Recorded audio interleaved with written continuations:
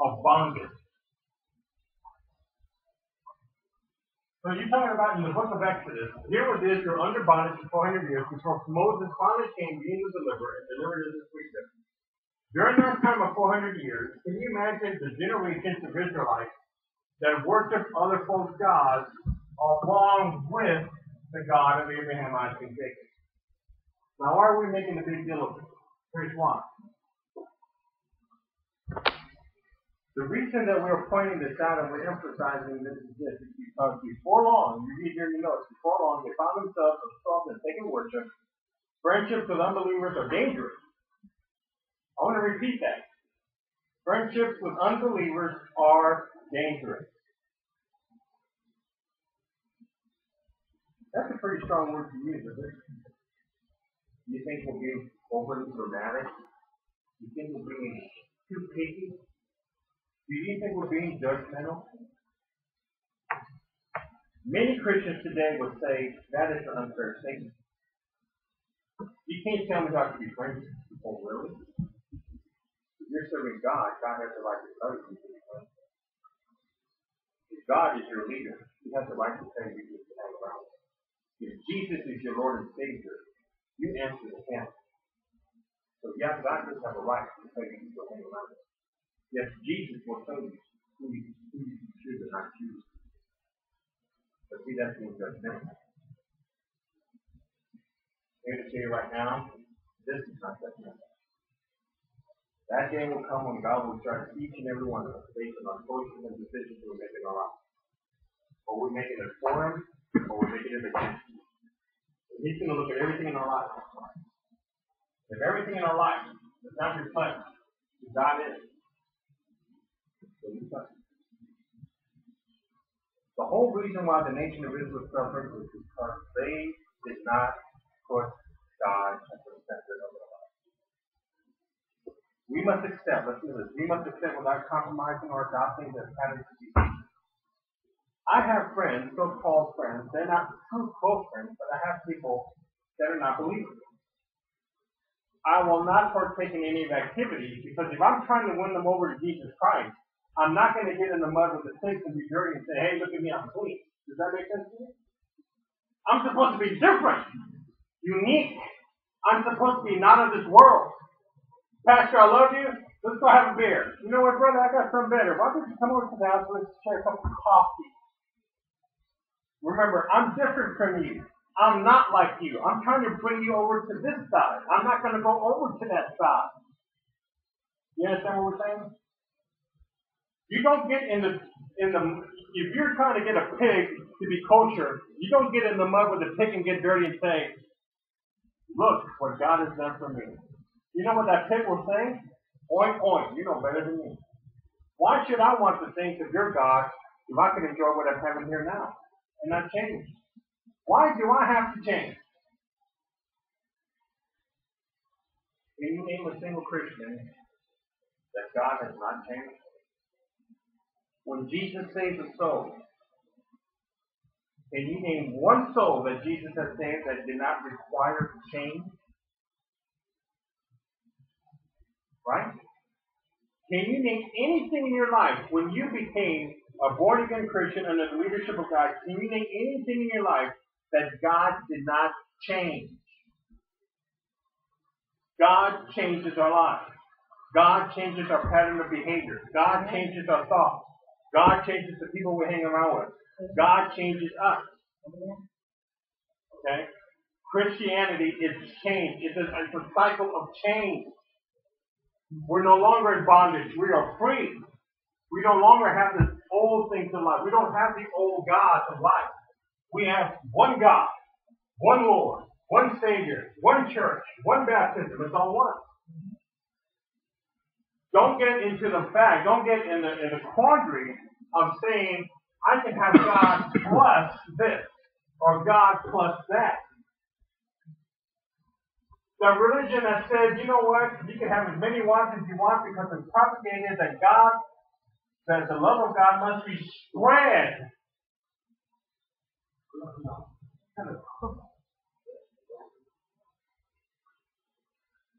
Look, it's not just in the women here. Well, one woman's enough. Okay? Lord.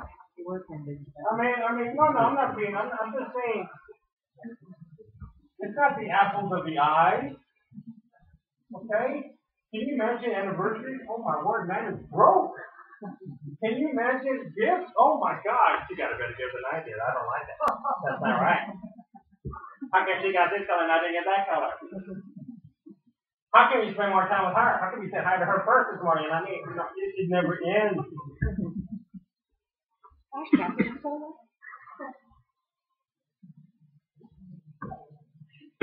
Now, I know that God was trying to suggest, but I'm going to tell you something. I can guarantee you that He does not look at it that way. And I can tell you right now that He is easily offended when we add, when we have to put someone beside us. He gets very offended and gets very angry. He's the only true God. That's what's wrong with it. Look at this thing, they worship idols of wood, stone, and iron.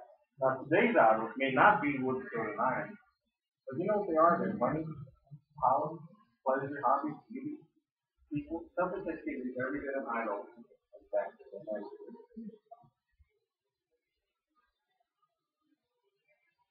I was watching commentary. So, I'm not getting into that. Here, the cat had cheese, then had candy, and then had a toy. And throughout this cartoon episode, the cat would always entice them out with cheese, candy, or toy. What I learned from the cartoon was that the devil can use many things to entice you. And the devil will throw bait at you to the point where eventually you're going to bite on something. Have you ever gone through this? And you're about to give up, and you've been out there all day trying to catch fish and not get anything. And then as you put in that last bait, you throw it in the line, and then that last cup, you count tiny cup. And you're probably saying, I waited all day to catch fish. Well, let me tell you something about this. I want to say he's the most patient. Who is one of the most patient of people? Or not the devil. The devil has so much patience. He will throw and throw and throw and throw and throw until he gets you. You are the prize. Your soul is the ultimate prize to the devil. If he can get your soul, he's won. He's victorious. If he can keep you away from God, he's won. If he can distract you from God, he's won. He has done his purpose. He has done his deed. You have made his day. If you can get hold of it.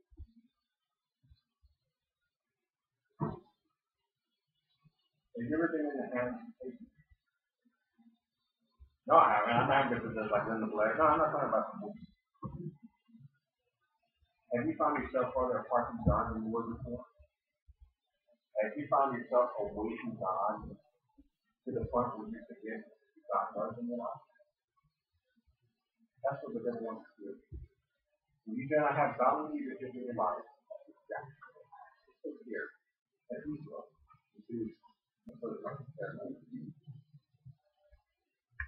Here were some of the false gods that were introduced to the nation of Israel. Baal was the most worshipped false god of the Canaanites. And who were the Canaanites? Anyone remember? The African name Nimrod was the Canaanite. Named Nimrod, yes, the first pope. You want to discuss this? Write me a letter and I will be more than happy to show you that. But he was the first pope of the Catholic Church, the first pope of the Universal Church. Right. Most often comes cast in the form of a bull. He was considered the god of agriculture. Ashtoreth was Baal's female consort. Okay, he had a deep thing going here. The God of Abraham, Isaac, and Jacob has no equal. The greatest demon is you really don't know the total God. That is true. You do not know total God.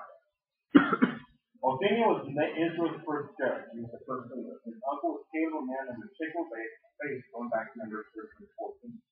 Othniel's leadership gave them victory, brought people back to God, and freed them from the oppression of the king of Aram, who was trying to lead Israel back into pagan worship. Now here was the very first, and here's another quick history lesson that you need to understand. Every time that the nation of Israel was conquered or taken over, what was the first thing, I think we discussed this, what was the first thing that they always went after first?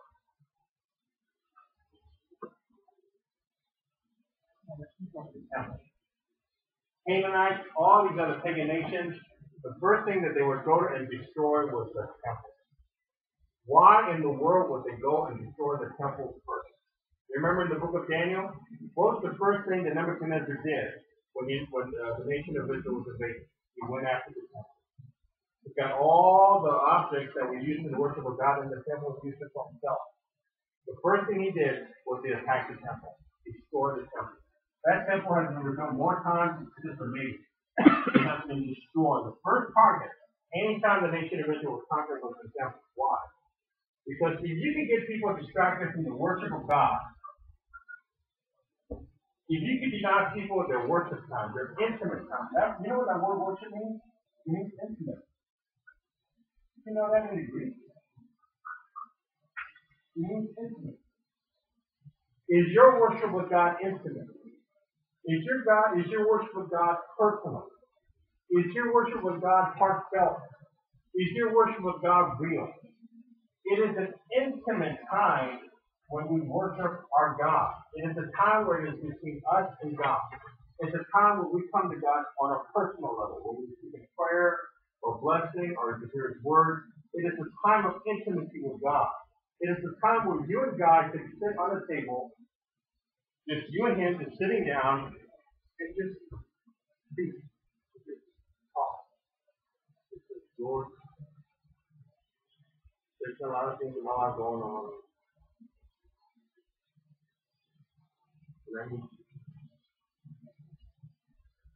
That's worship. The nation of Israel never experienced that. Instead of a true intimate relationship with God, they wasted it on nothing. There was no God of agriculture, no God of slavery, there was no God of the moon and stars. It was all hope.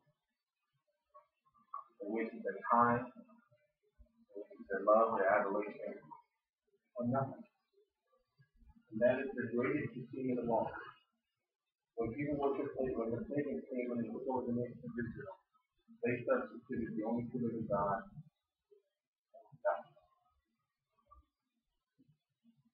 Let's look at the purposes of that. There are four things of a godly judge.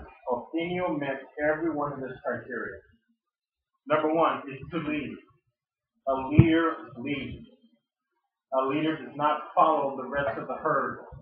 A shepherd is not behind the sheep, he's the head of the sheep. A leader leads by example. Now, here's something that you have to remember. When a person leads, you have to follow that example. You just don't look at the leader and go, you know what, whatever, or I don't care, I'm not going to follow that, I'm not going to do it. No.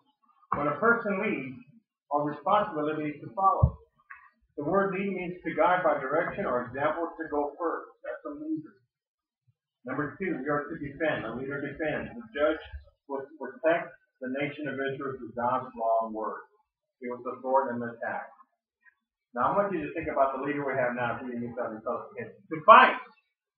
To actively oppose the combat, not to be a passive aggressive and go, I'm going to get you one of this. No, he goes out there and he fights. He's right there at the core. Defending. To gain by struggle. Then lastly, not on his experience of the ability to make leadership knowledge, the ability to recognize right and wrong, and finally, to use God's judgment. What was God wanting to do? Those are the four main qualities of the judge. Opinion and every one of them is God bless with victory and peace. You will find out later in Judges, other judges that did not follow that, and they made things worse instead of better. So let's look here at some of the characteristics. Let's look at Psalms here first. And in the book of Psalms, I want you to look here about leadership according to God. This Psalm was written by David. And in Psalm 27, the book of Psalms says here, in Psalm 27:11,